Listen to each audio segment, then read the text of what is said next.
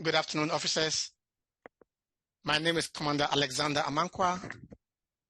On behalf of the Separations and Assignments Branch, welcome to the first ever pre-retirement seminar.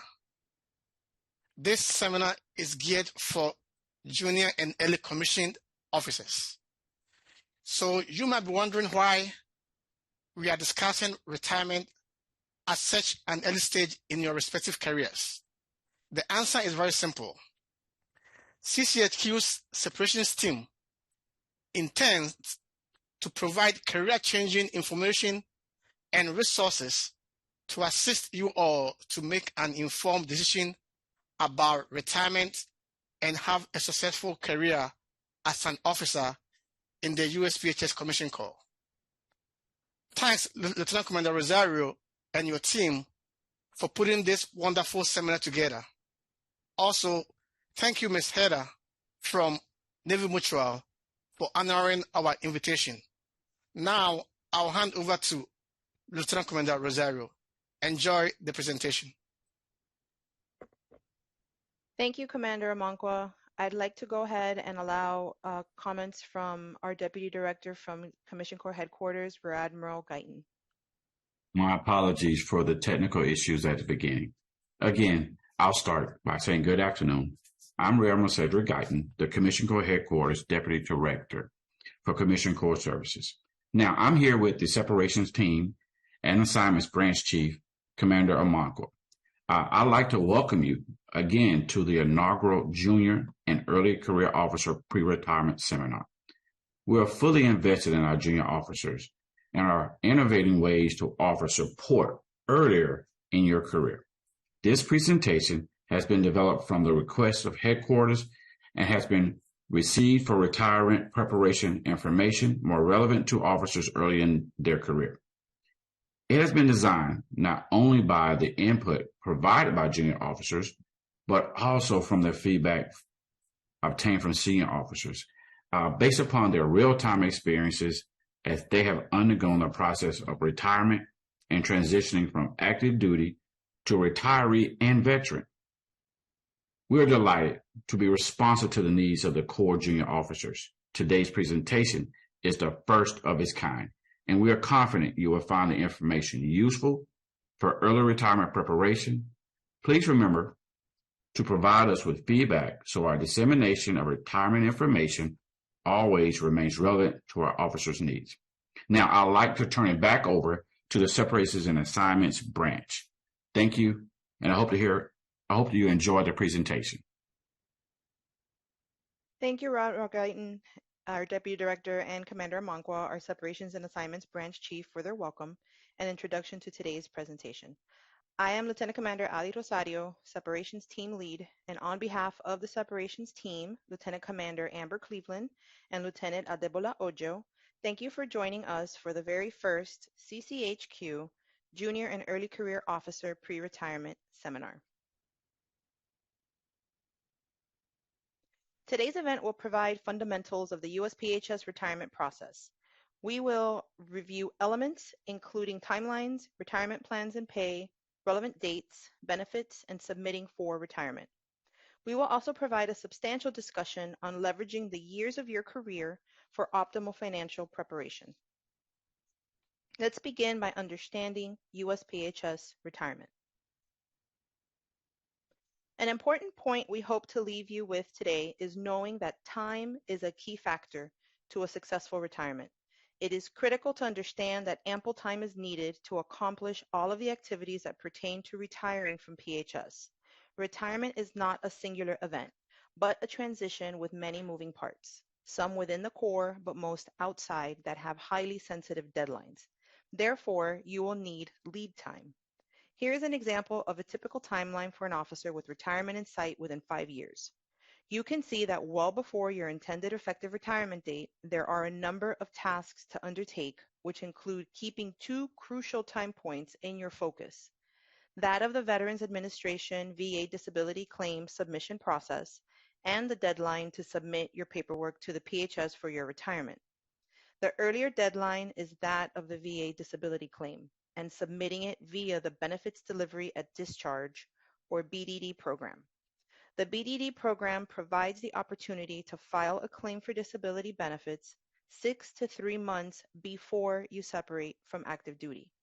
This helps speed up the claim decision process so you can get your benefits sooner.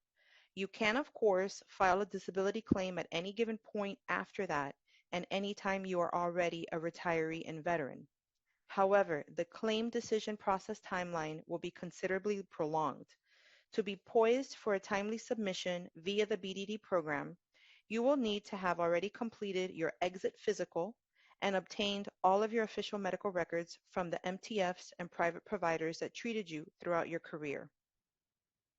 It is then around that time of submission, 6 months before your intended retirement effective date, that your agency liaison is submitting your retirement request package to the separations team at CCHQ.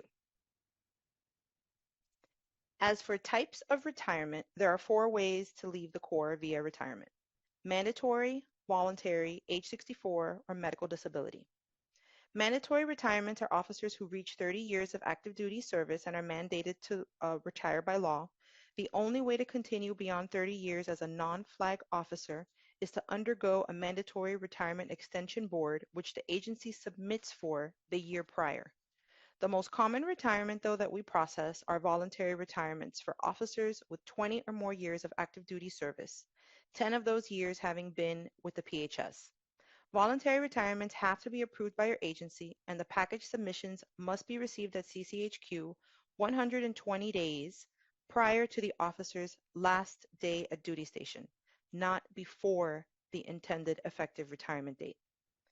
Retirement at age 64 also carries legal implications, and once reaching the age of 64, an officer with 12 whole years of active duty service, 10 of which were in PHS uniform, can retire with a 50% multiplier. And finally, an officer can be deemed unfit for duty and granted a medical disability retirement. This recommendation is made via a board review coordinated by the Medical Affairs Branch and receives its final determination by the Surgeon General. It is then forwarded to us for processing and guided by an expedited timeline. There are currently 4 retirement plans that one falls under based on your date initially entered into military service, otherwise known as your DEEMS date. We are seeing the last officers under final pay retire. Most are currently under the High 3, some are under Redux, and most of our audience today is under the Blended Retirement System, or BRS. Please be sure you are clear on which retirement plan pertains to you. The dates relevant to your retirement include your retirement credit date, or RCD, which should capture all of your active duty and time that is eligible to be credited towards your retirement. This can be found on your PIR. And the eligibility to retire dates that are found on the right-hand side of your dashboard in the Officer Secure area are informed by the retirement credit date. These indicate when you are eligible to retire at 20 years and at 30 years. PHS effective retirement dates are always and only on the first of the month. Once you arrive at your 20-year retirement eligibility date, you remain on active duty until the end of the month and are able to retire on the first of the following month or any month thereafter. The benefits of retiring from the Corps versus resigning are significant and will impact the rest of your life. Once retired, you will receive retirement pay, otherwise known as a pension, every single month for the rest of your life. You also have health care covered for you and your eligible dependents, again for the rest of your lives. The computation of retirement pay is comprised of 2 variables: your base pay and your service percent multiplier, which are the years and months that you have served. The highest 36 months of your base pay is averaged to create the retired base pay, and that is then multiplied against the percentage accumulated from your years and months served. The base pay rates for each year you served is available online, otherwise known as the military pay chart or scales, and your multiplier increases with every month you serve. For those in the high 3 plan, 2.5% is accumulated every year towards your multiplier, which translates into 50% at 20 years and 75% service multiplier at 30 years. For those in the BRS system, 2% is accumulated every year towards your multiplier, which translates into 40% at 20 years and 60% at 30 years. To supplement the 0.5% annual decrease in the multiplier in the BRS system, DoD implemented the requirement of service members to participate in the Thrift Savings Plan, or TSP, because they auto-contribute 1% and additionally match up to 5% of a contribution. You can and you are encouraged to contribute more to your TSP, but DoD will match up only to 5%. Midpoint through your career, you can submit for continuation pay, and that is processed by the CCHQ Financial Services Branch. Also with BRS, you can elect the lump sum option instead of full retired pay upon eligibility. A lump sum payment of either 25% or 50% of your estimated retired pay can be chosen, and its distribution can be either one payment or annual equal payments, one a year for up to 4 years. The trade-off is that by taking either 25 or 50% in a lump sum, your monthly retired paycheck is reduced to 75% or 50% of the full value of your monthly retired pay until you reach full Social Security retirement age at 67, at which time monthly retired pay then reverts back to the full amount. We encourage you to visit that website, which has more information and details regarding the blended retirement system and the payout options, lump sum versus full retired pay. When the time comes, you begin the retirement process by 1, ensuring you are well informed via our retirement course on PHS's training platform and by visiting the separations and assignments web pages on CCMIS, and 2, consulting with your agency liaison who will assist to ensure your forms are correct and submit on your behalf to CCHQ. The forms relevant for retirement are the PHS 1373, or Separation of Commissioned Officer, and the DD 2656, Data for Payment of Retired Personnel, which establishes your pension. You will also find the forms needed for your exit physical and the memo to indicate your home of selection if it was not included on your PHS 1373. When you retire, you can select where in the U.S. you want to complete your final move. It is not restricted to your home of record. Early career retirement prep tasks. Here are your to-dos. So tasks that should be completed in the early stages of your career include collecting your official medical records from the MTF and private providers you received your care throughout your career, as well as starting a running consolidated list of the medical conditions that are diagnosed as they are diagnosed. This will facilitate managing the medical contentions you will be reporting on your VA disability claim down the road. So rule of thumb, give yourself every few years as a marker and request and obtain your official medical records from your providers. As for the EOPF, as records and orders are added by PHS to your EOPF, save them for yourself. To date, we do not have the ability to provide a comprehensive copy of your personnel file, so officers have to download and save them before they retire, one by one. This is one of the more tedious tasks that you'll face if you wait until you're retiring to accomplish all at once. Also ensure that your dependents stay current in DEERS, and ensure you keep your beneficiaries current throughout your career on your legal forms, such as the TSP, SGLI, etc. Then you should be reviewing our retirement course as soon as possible. It is currently housed on Box, managed by the CODA team in the training branch. Please request access to the material, which is our comprehensive resource and information on retiring from the Corps. When in the retirement course, look for the module Active Duty Death and download the Active Duty Death directory. This was created and made available beginning last year in 2022. This captures all of the relevant details that your family will need in the event that you pass away while serving on active duty. It is a critically useful document for your family to ensure that they receive all of the benefits and entitlements due to them as survivors of an active duty death. And finally, we have financial planning. This is where the time of your career and your focus on retirement planning will have long-standing implications. I'd like to now introduce Mrs. Heather Walrath with Navy Mutual, who is an accredited financial counselor and who has enjoyed working with military members and families for the last 14 years while empowering them with financial education. She is a 2009 FINRA Military Spouse Fellow, a military qualified financial planner, and also an accredited Veteran Service representative. Heather has worked as a personal financial counselor with all branches of the military as part of both the nonprofit education sector and the Department of Defense PFC network. She is considered to be a subject matter expert on military survivor benefits and has been a featured contributor to numerous magazines. Heather also served our military community for over 25 years as a military spouse and uniquely understands the challenges and opportunities of military life. I'll now turn it over to her. Ma'am?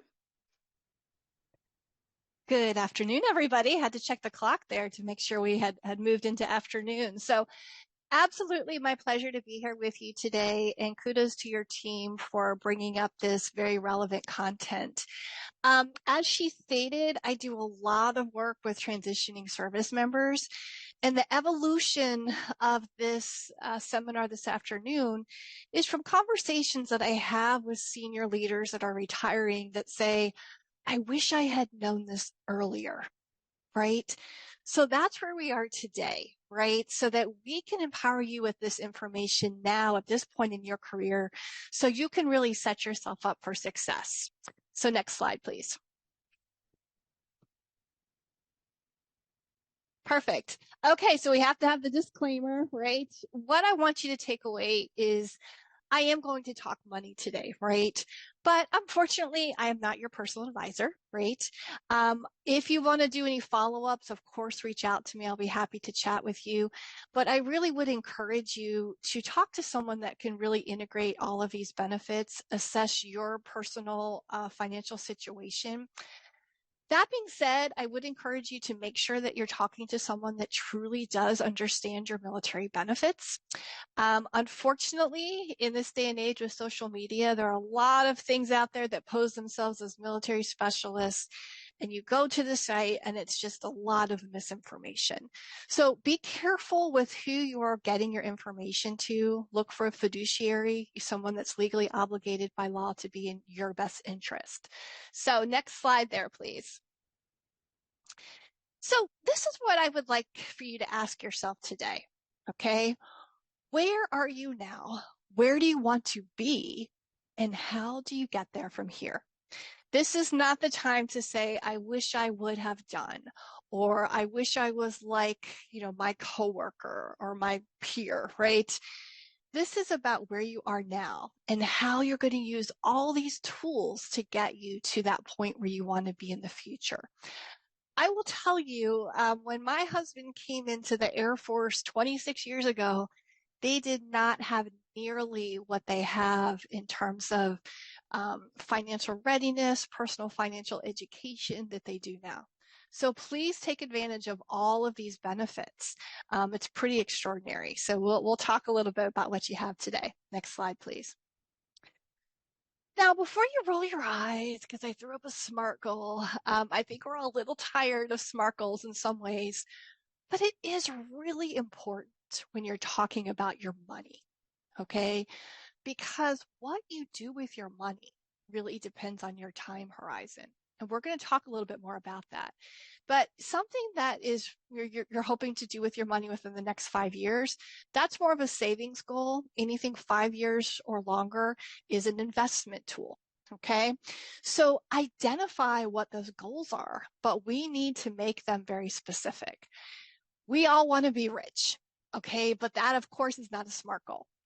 What we need to do is break it down. How much is it going to take every month invested in what capacity to get you to that goal? I also want to point out that there's that nasty little thing called inflation. So whereas we used to say, hey, $1 million is probably comfortable for age 60, most of you are probably going to need more than $1 million, right? Which is even more important reason to start today. Next slide. Now, I would encourage you to think about this as big picture. What I find a lot is people want to skip this bottom level because the bottom level is not sexy, right? Nobody is excited about setting up an emergency fund or having the appropriate insurance, right? Getting a spending plan. Everybody wants to jump up, right? To investing, building wealth, stocks, right? How you get rich. But if you don't get that bottom level done, if you just ignore that bottom level, what happens to your pyramid? It's going to crumble, right? Because you do not have the foundation in place. So whereas we want you to start early building wealth, the most important part of this is getting that foundation in place. Okay, so let's talk through this a little bit about what that means. All right, next slide, please. So what is the difference between saving and investing? Time horizon, okay? Again, typically investment is something that you won't need for at least 5 years, okay? Because the market fluctuates, right? We have ups and downs through the stock market, through these investing tools.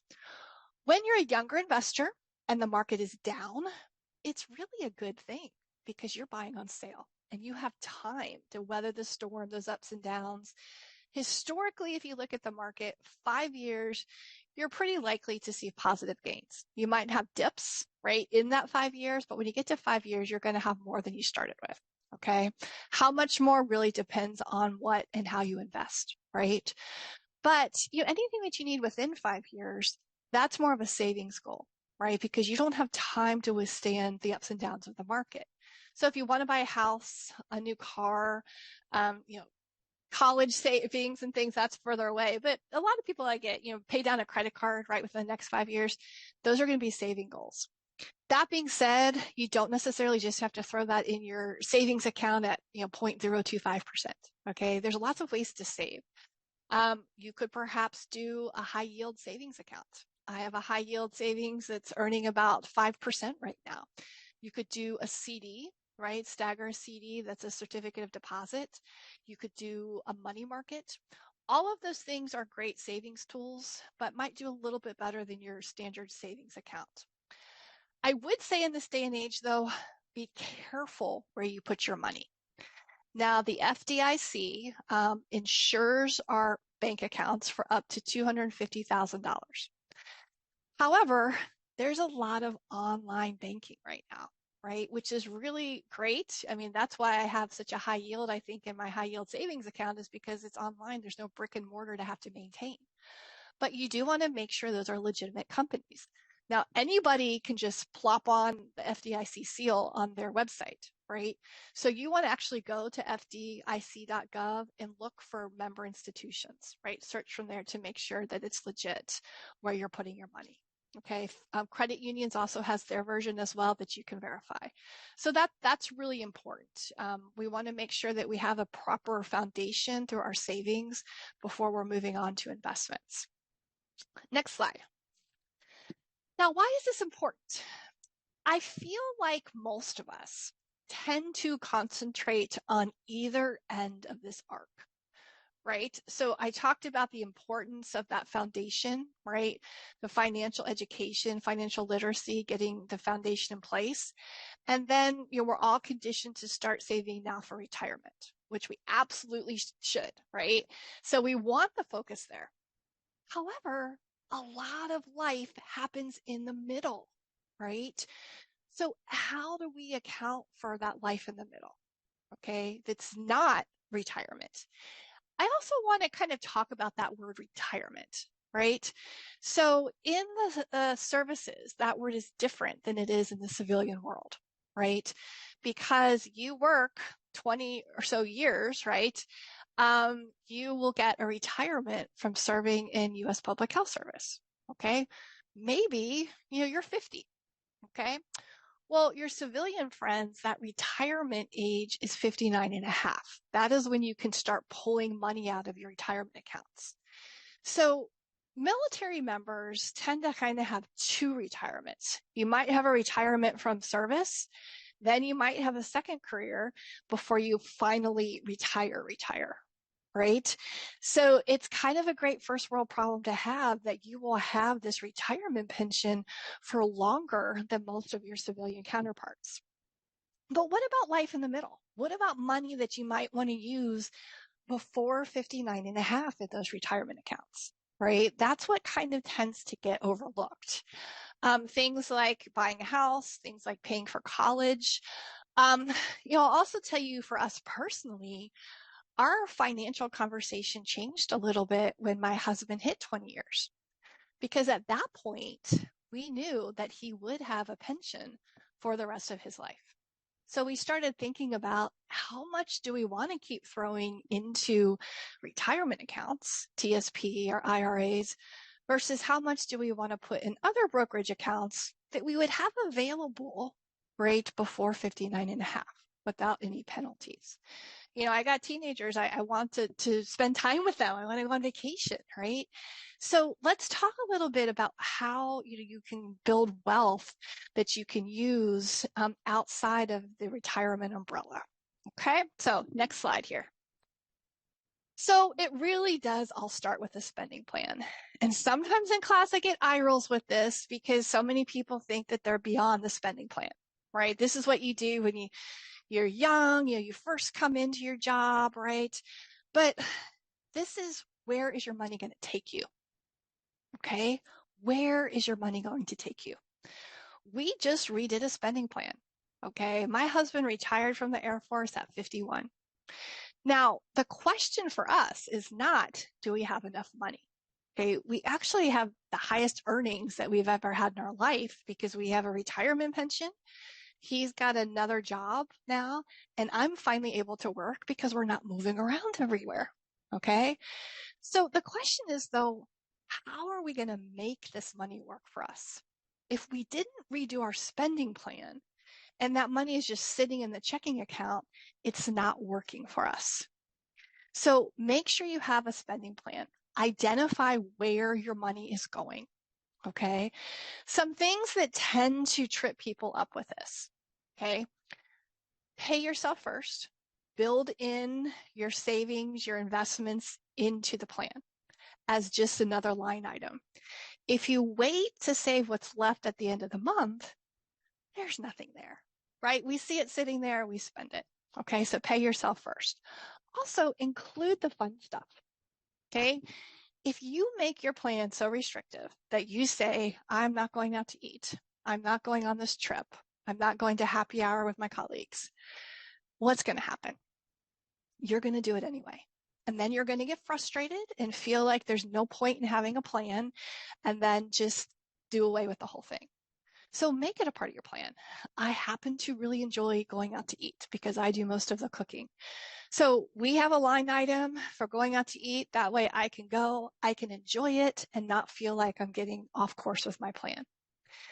The other thing that has helped us personally in our journey is we have always had separate accounts. Now, we do have one, main account for our household, that we operate most everything out of. However, I've always had a separate account, and so has my husband. Every paycheck, even when I was not working, some money went into each of those accounts for us, so that we didn't have to have a conversation about every single dollar. Okay, so if I wanted to go out with my friends, buy a pair of shoes, all those important things, I could do it, not have to talk about it. If he wanted to do all those dumb things, car parts, Blu-rays, that's how old we are, we buy Blu-rays, right? We didn't have to have a conversation. Okay, so that has helped us, right? And so I just wanted to throw that out there, in terms of you being successful with your plan. If you need help with this, do not hesitate to reach out. I will be more than happy to help you chart your path wherever you want to go. Next slide, please. So why do you want to have this plan? Okay, well, let's talk about the mindset that it really needs to happen to build wealth. Okay, so delayed gratification. And that is really hard in society today. I mean, think about it. If you go onto Amazon and you can't get something next day or 2 day, you go someplace else, right? You don't even order it. We are so conditioned to having that instant gratification. We want a lot of stuff for ourselves today, and we deserve it, right? But let's remember that we're going to be here tomorrow and 5 years from now, and hopefully 30 years from now. Okay. So let's think about our future self, right? That future self has goals too. And some of those goals are going to require us to save a little bit more over time. Okay. So, most of us want a nice car. Okay.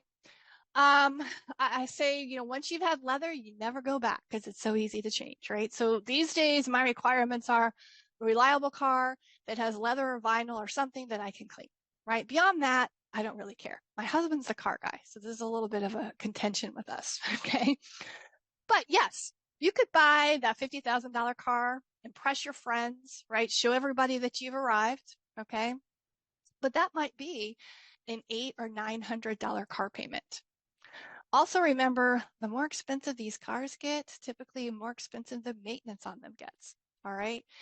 And maybe you got that money to pay that, but that means you're not putting anything in your savings or you're investing, okay? But you're thinking, well, that's okay, because I'm young, I'll make up for it later. However, maybe you get the $25,000 car. It's going to get you from A to B. That's going to be safe, right? Your payment on that's, closer to $400. That gives you $100 extra to build up that savings, gives you $300 extra to put into a retirement account, and then even some more, right? Well, if you took that $300 and invested that alone in that 401k, that could grow to $700,000 over 4 years. That goes a long way towards a comfortable retirement later in life, right? And are you really going to remember what car you were driving? Is it really going to matter? Okay. Choices, building wealth, delaying that gratification. Next slide, please. And again, the earlier you start, the better. Time value of money. Okay. Albert Einstein said that compound interest is the 8th wonder of the world. He who understands it earns it. He who doesn't pays it. What would you rather do? Earn it or pay it? Okay. So again, this kind of speaks to our need for instant gratification. Okay. It's hard for us to put more aside now for our future self. But that's how you're going to get to that $1 million. It takes a lot less money if you start early because of that value of compounding interest. Next slide. Why does your money grow?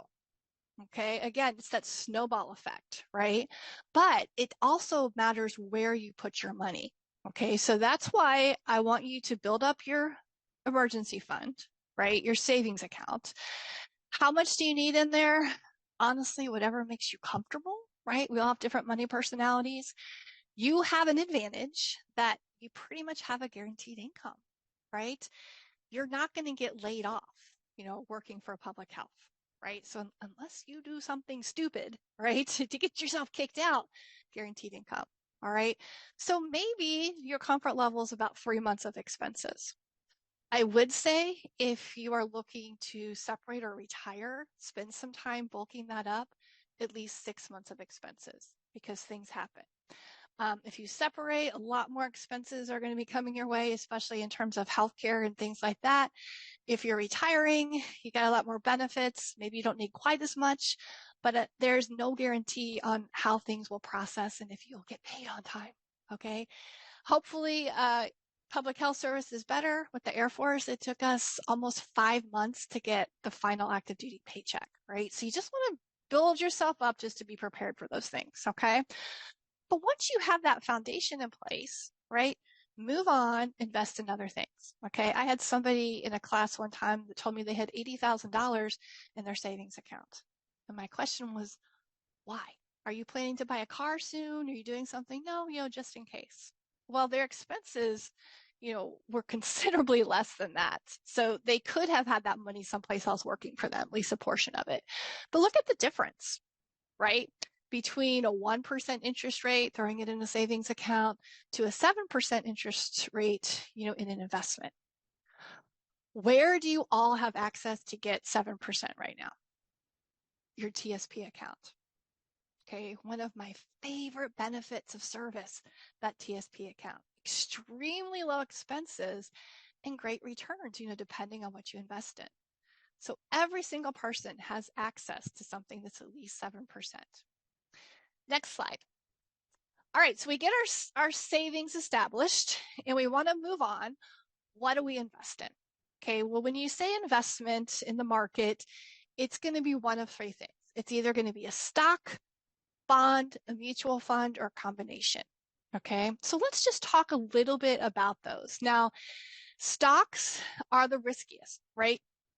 They fluctuate a lot more. You're going to have a lot more variations, but they also have the potential for the most reward.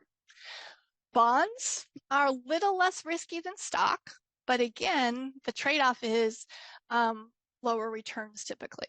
Okay, so diversification, right? You have a little bit of everything. And then mutual funds really allow the most diversification. We'll talk about that. It's a combination of lots of different types of investments, so you don't have all your eggs in one basket. All right, so let's talk a little bit more about these. So next slide. So what is a stock? That is ownership in a company. Okay, so a long time ago, before we had any kids and sucked away all of our money, I invested in Starbucks because I drank the coffee. Okay, and that's what I would say. Start with what you use, okay, what you like, and then research it.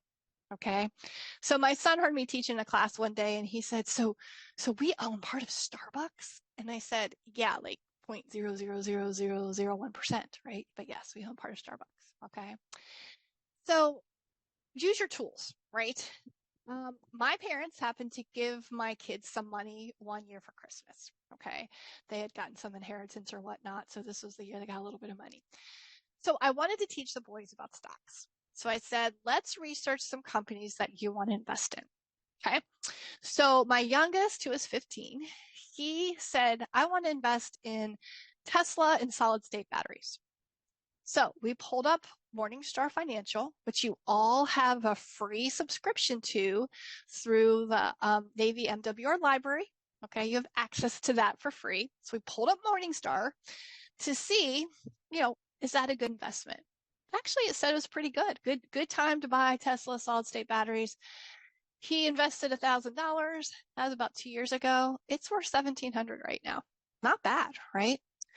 My older son, who's 18, knows everything, right? He said he wanted to invest in Black Rifle Coffee. Okay, they have cool t-shirts, right? So let's pull it up. No, Mom, I am very busy. I have a life. I have my friends. I have my job. I don't have time. I want to invest in Black Rifle Coffee. Well, I pulled it up. I saw that it's not really a good time to invest in Black Rifle Coffee. Not doing so well. But lessons to teach, right? So he invested. His Black Rifle Coffee is now worth $250. So again, start with what you like, but then research it and find out if this is a good time. Okay. So stocks, basically you have an interest in the company, you're providing them an investment, and then as they do well, they give you returns. Okay. Or they give you dividends that you can just reinvest and buy more shares of the company. Okay. So that's just stocks in a nutshell. Next slide, we'll talk about bonds. Bonds, you are lending money. So you may find as you get older and you have more money to lend, you are more invested in bonds. Okay. Basically, you're making a loan. After a certain period of time, they agree to pay back that loan plus the interest rate. Right?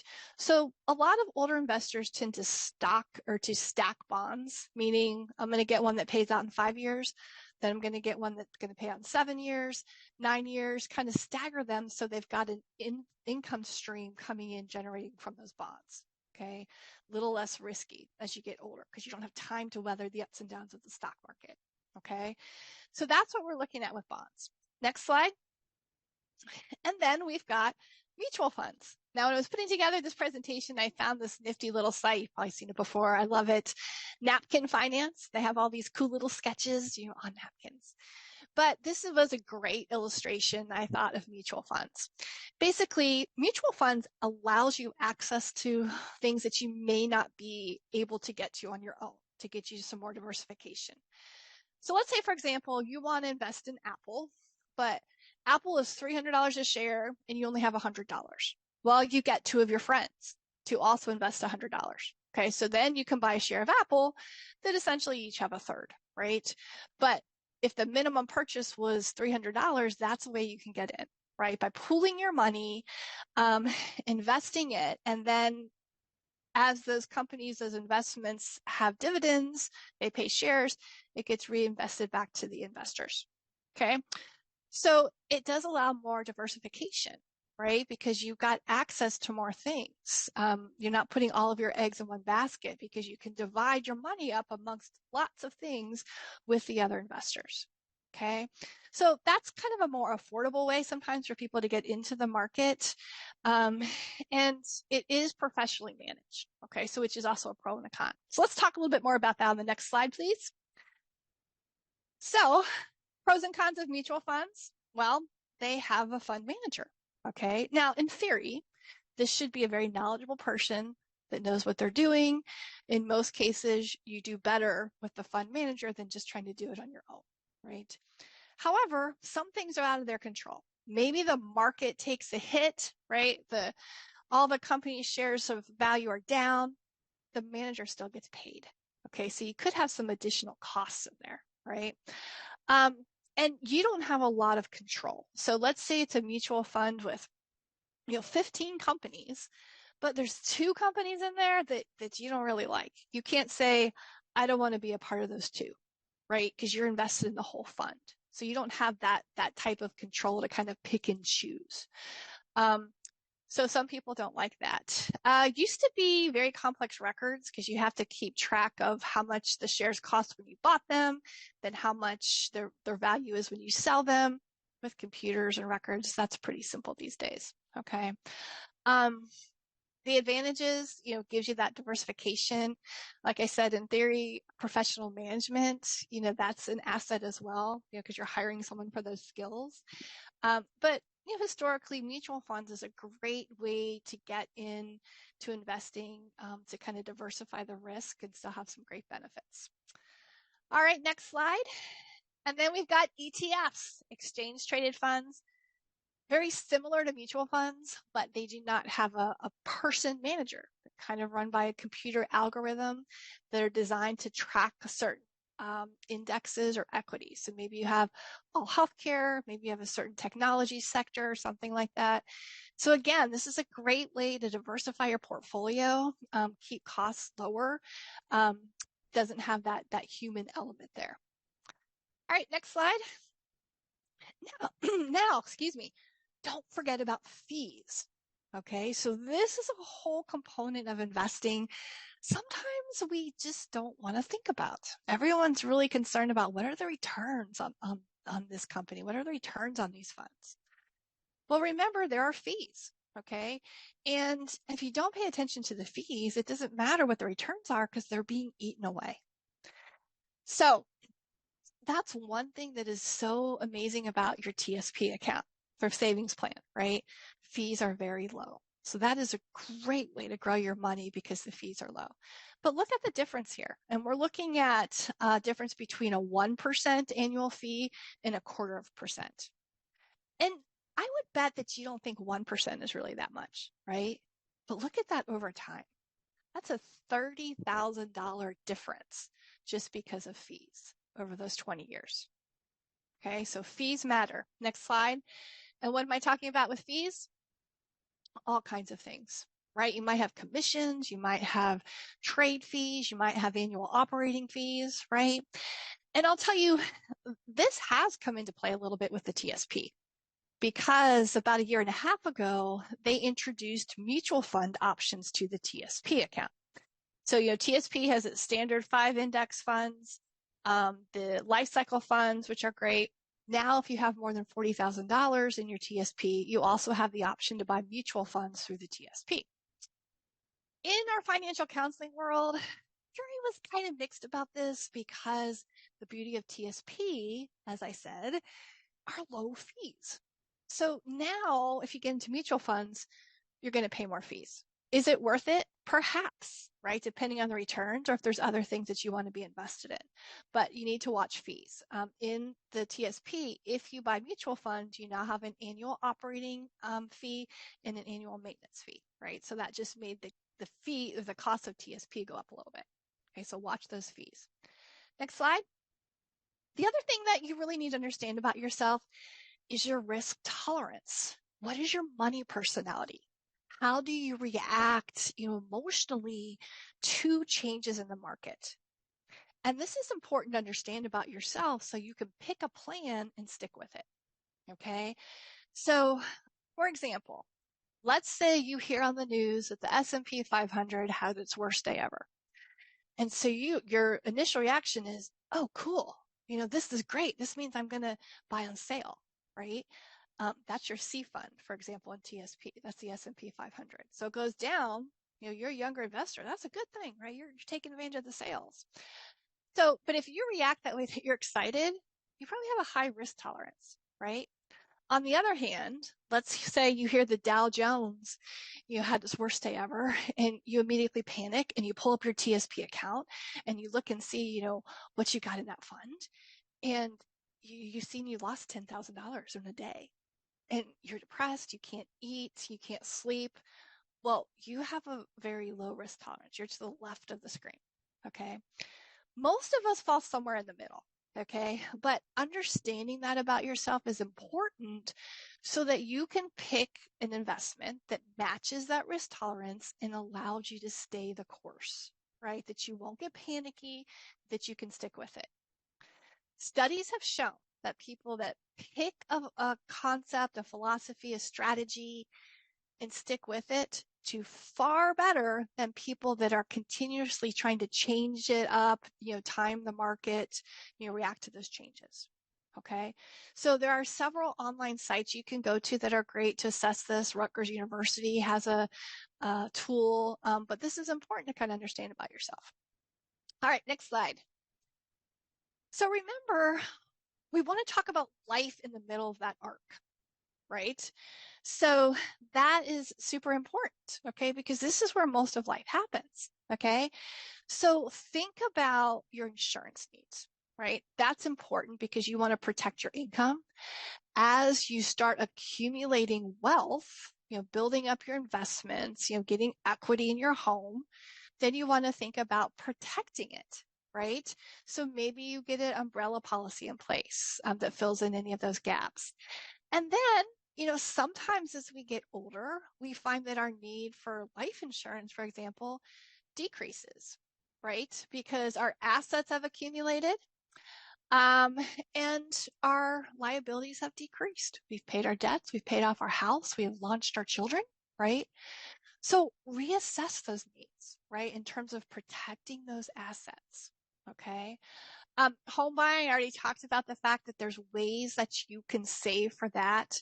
Even if you use your amazing VA home loan benefit, you still need cash, right? You need cash for closing costs. Maybe not a down payment, but closing costs are about 3 to 5% of a home loan. Okay, so if your goal in the next 5 years is to buy a house, start putting money away, to pay those closing costs, maybe in, a brokerage account, if it's more than 5 years, right? High yield savings or CDs. For example, with us, about 10 years ago, we sold a house in Georgia. We made some money. I knew we weren't going to buy a house anytime soon because we were still moving around too much. So we invested that in a non-retirement brokerage account that matched our risk tolerance, matched our time horizon, right? About 3 years ago now, we bought our ridiculously overpriced house here in Northern Virginia, right? I'm sure some of you can relate, but we pulled that money out of that brokerage account to pay those closing costs, right? So that wasn't retirement, okay? But that was money that we needed in the middle. Okay, so there are opportunities to save for that. College, lots of different ways to save for that.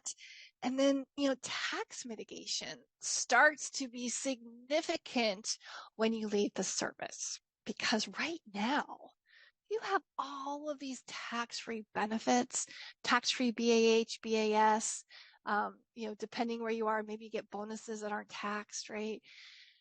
When you retire from the military, everything is taxed. You got this huge first world problem, right? So you want to start looking into ways to maybe reduce your taxable income, right, and mitigate some of those taxes. So take advantage of all these tax-free benefits that you have right now. All right, next slide. Got to get through these. Got a few more, right? I also want to point out that you want to take advantage of retirement plans. Okay, sorry about the typo. Just noticed that earlier this morning. We didn't have time for change. Which of these two retirement accounts do you have right now? Trick question, because you have both, and that is extraordinary, right? The civilian world does not have that. Defined benefit is your pension, okay, that if you stay 20 years, you get the pension. Defined contribution is your TSP, okay? Everybody has a TSP account. If you're under blended retirement, you're getting a match as well, right? So of course, you always want to contribute at least 5% of that of your pay into TSP to get the full match, okay? But you have both. So you can contribute to TSP and also contribute to other retirement accounts as well. We'll talk about that, okay? But what an extraordinary benefit that you have right now, okay? Your pension is amazing. However, let's think about this. It's off of your base pay, right? I know many of you get specialty pays. Everybody gets a housing allowance, not included when they calculate your retirement, okay? So your retirement is just based off of your base pay. So amazing, yes, you have that forever with inflation protectors, but most of us have to supplement that with something. So think about that. What is the number that you envision for your future self to have in retirement? What is that monthly income that you need every month? And then how are you going to accomplish that? Maybe you've got your pension. Maybe you've got money in your TSP. Maybe you have additional assets, right? But that number is different for everyone.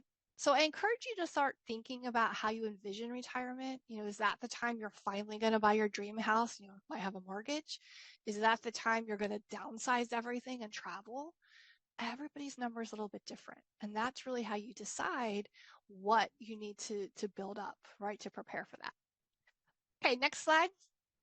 I also want to remind you that you also have IRAs, individual retirement accounts. This is really important for spouses. For a lot of my husband's career, I wasn't able to work full time because we had little kids and no childcare. We were moving, right? But we always contributed every year to an IRA for me. Okay, so you can do that. Don't forget about your spouse, right? Because in theory, you guys are going to grow old together and share this money. So the more you can put into retirement accounts now to protect your future self, right? Take advantage of these tax breaks. That's important. Okay. In employer-sponsored accounts like a 401k or a TSP, you can put up to $22,500 a year. Okay. When you turn 50, you can put even more. Okay. In an IRA, you can put $6,500.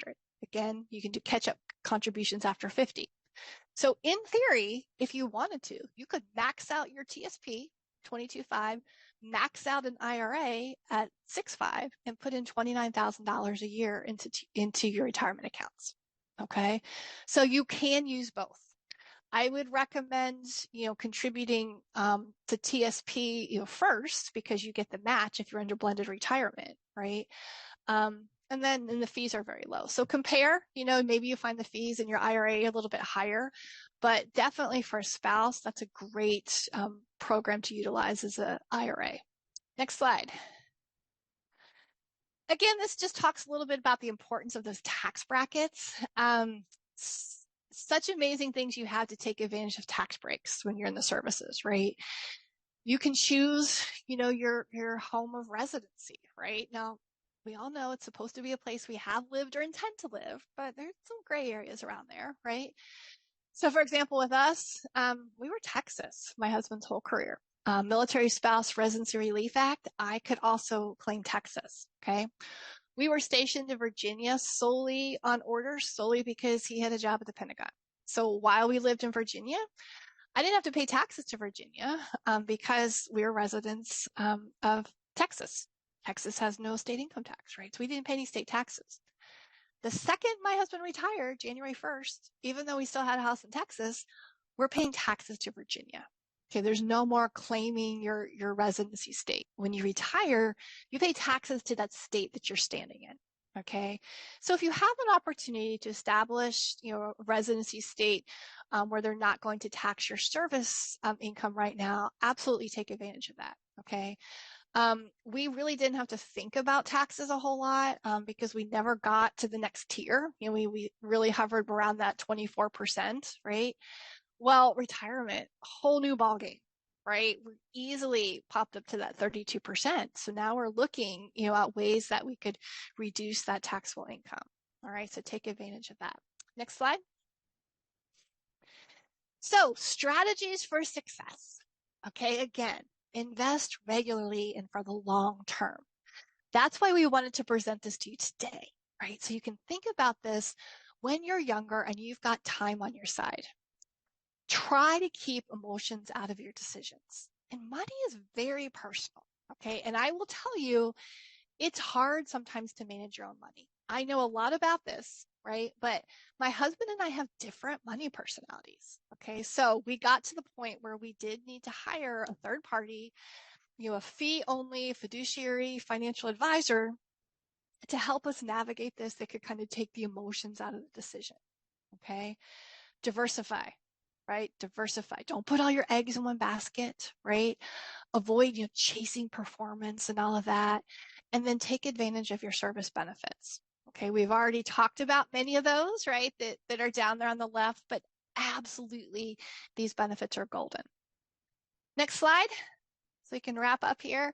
I do want to point out to you guys that this is the time to think about transferring your GI Bill, okay?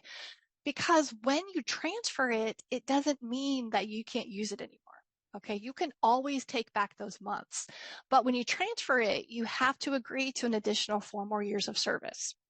So sometimes when I'm in the transition classes, we'll be talking about goals and people say, oh, I don't have to worry about paying for my kids' college because I'm going to transfer my GI Bill. And I say, you're going to transfer it? When are you retiring? Oh, in 6 months. You're not going to stay 4 more years? Okay.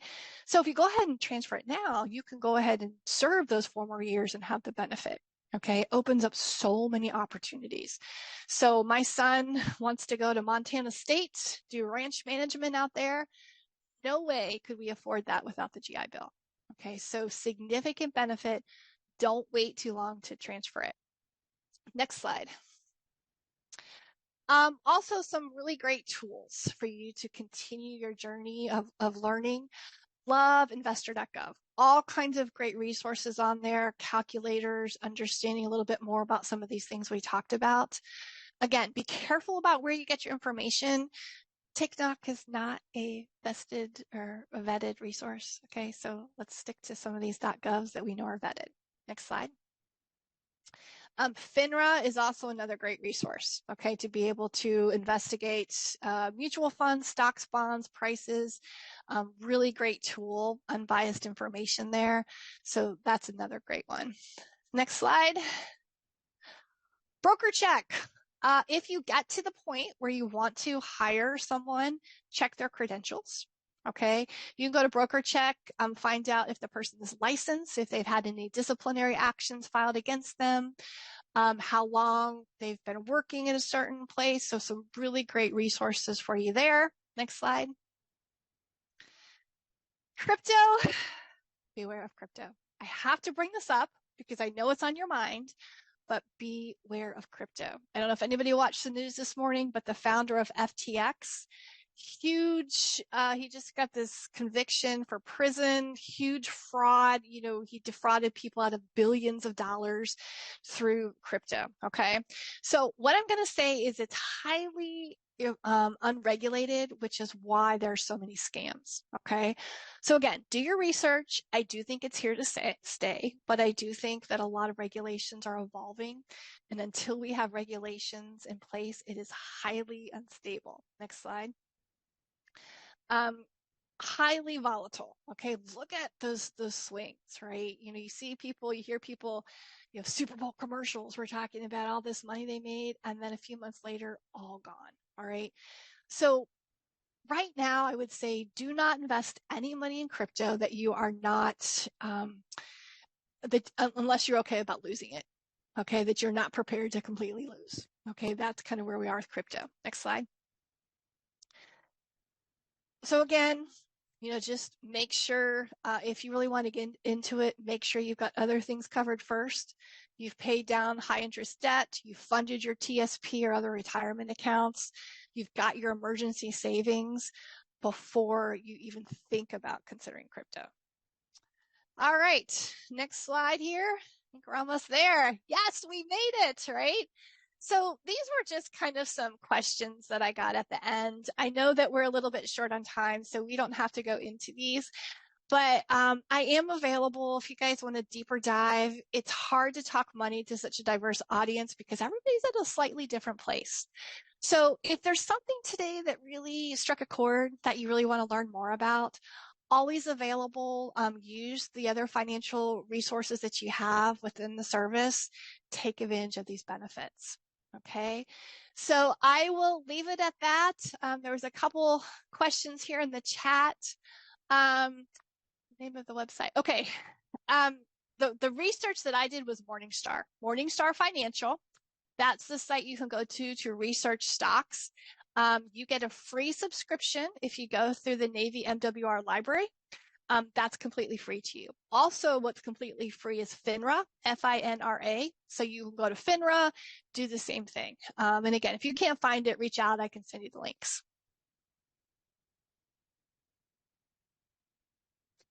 Well, thank you. We'd like to offer Mrs. Heather Walraff from Navy Mutual our sincerest thanks for joining us today and offering this wealth of information. And this concludes our presentation for today. We hope you found it informative and helpful. Please feel free to reach out to us at Separations, as well as Mrs. Walrath at Navy Mutual with any questions and any suggestions and recommendations that you have on how we can better our information dissemination. We welcome the feedback. We encourage you to keep up with our Retirement Transition Information Series, or ARTIS, that is coordinated by the Separations and Assignments Branch and offers quarterly presentations on a number of retirement topics by subject matter experts. Our next one will be January 5th at 1200 Eastern Time. Please look out for communication from the Corps with the details. So on behalf of the Separations team and our branch chief, Commander Manqua, thank you again for joining us for the very first Junior and Early Career Officer Pre-Retirement Seminar.